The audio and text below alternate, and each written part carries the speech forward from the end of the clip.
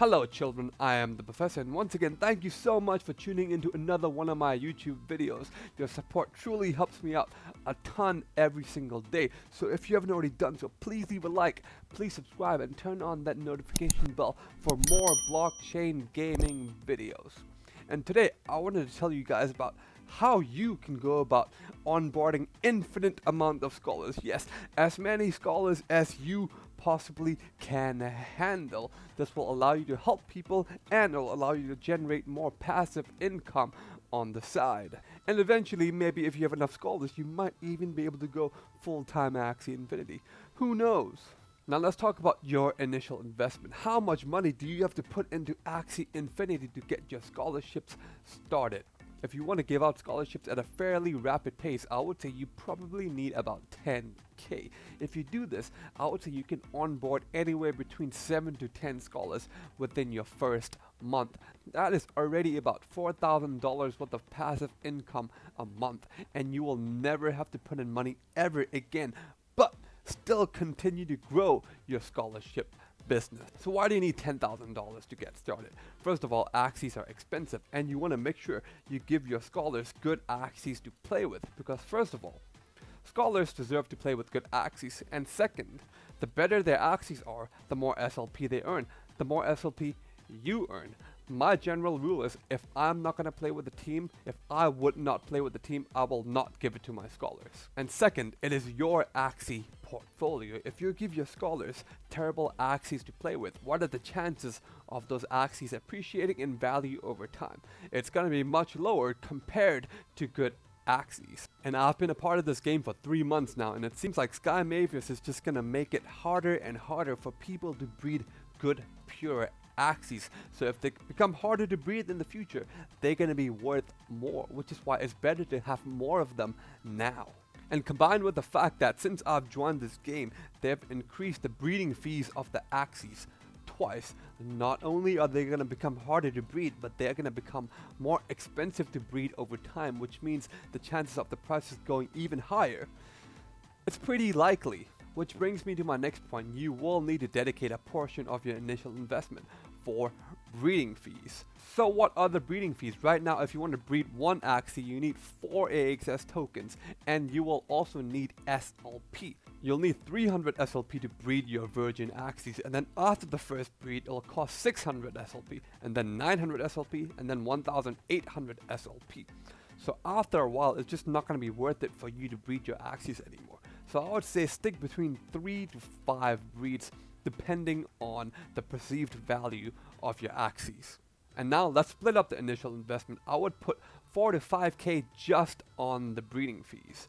This should last you a few breeding cycles, so you don't have to worry about buying more AXS tokens and SLP for a while. I usually like to put 35% to 40% in AXS tokens, and the rest of the breeding fees I'll use it for SLP. So now you've bought your breeding fees, you have about $5,000 to $6,000 left. Let's buy your first Axie. The first Axie you should look into buying is a plant Axie. Plants are a staple of pretty much every team right now, and if you're giving it to a scholar, chances are they're a beginner, and beginners needs to have plants in their team. It just makes the game a lot easier to learn, trust me. And if you buy a plant with this specific set of abilities, you cannot go wrong. This is a very strong plant. It is very highly used. I use it myself and I would recommend it to my scholars. So if you're going to buy a plant, make sure it has pumpkin, cereus, cactus, and carrot. Not only that, but you have to make sure your plant is above 95% purity. And if you want to find out how pure your Axies are, make sure you download Freak's Axie extension. It's very easy to download. It's like 2 clicks and it'll show you exactly which genes are located in your Axie. So as you can see here, you can see these numbers. This one's 83% purity, 85% purity, 88% purity. You only want to breed Axies that are 95% purity to 99% purity. Everything else you should sell. So you can either sell it to buy Axies with higher purity levels, or you can sell it for AXS tokens, because eventually you will need to buy those again. So as you can see, my Axie is fairly pure. It has a 95% purity score, and if you breed it with another Axie which has 95 purity score or higher, the chances of your babies turning out to be strong pure Axies are going to be much higher. This will allow you to have a sustainable platform, and the chances of you having to buy new Axies will be a lot lower. I'm already at the point where I don't have to buy any new Axies. I only sell if the purity level is lower than 95%, and I'll exchange it for AXS tokens. So I'll say to start off, you buy 3 of these plants. Why do you have to buy 3? Because you cannot breed siblings with each other. If you breed 2 plants together and they make 4 babies, they will not be able to breed with each other.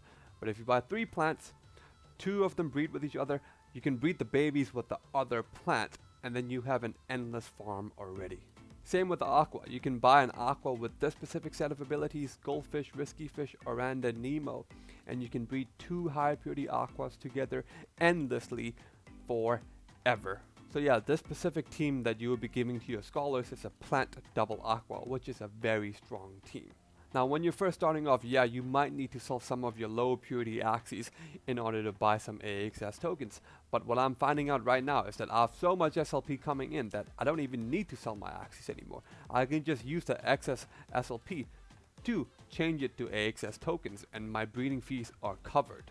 I know some people like to use the excess SLP to buy new Axies, which is fine. If you want to sell your low purity Axies in order to buy back better quality Axies, that is also fine. You just got to do whatever you got to do to make sure that you have a sustainable farm to continue giving out scholarships. So how do I go about cashing out? I pay my scholars every 15 days, 65% of whatever they earn. And I do have bonuses. If you're the highest SLP earner of the month, you will get an extra 3% of whatever SLP you earn. And if we have hit a target goal, for example, right now I have a target goal of 250,000 SLP earned by the team, and we're halfway there. And once we hit 250,000, I will give them an extra 5% for that month. So how do I go about paying them? I pay them every 15 days. So that way they get paid often, and everyone loves to get paid often. And also on top of that, I'll have a consistent supply of SLP coming in. So I'll never run out of SLP ever again in my life. But this is how the real growth happens.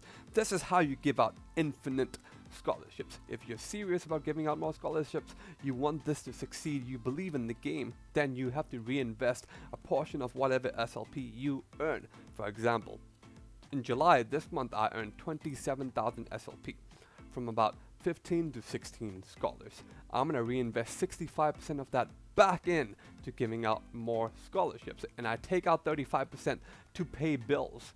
So if you keep reinvesting a portion of whatever you earn, eventually you will have an exponential growth in your scholarship business. I'm not a financial advisor. This is not financial advice, but I am pretty sure if you keep reinvesting your money back in over the long run, you'll be earning more cash anyways. So if you don't reinvest a portion of your money back in, can you still give out infinite scholarships? Yes, you can, but it'll be much slower. You'll be growing at a linear path, but if you reinvest whatever you earn, you'll be growing exponentially. So you decide what you want to do. Now, after you've onboarded so many people that you cannot manage them anymore, you'll have to find yourself a scholarship manager. They can help you with anything like the onboarding process, communication, managing people, whatever, man. The list goes on.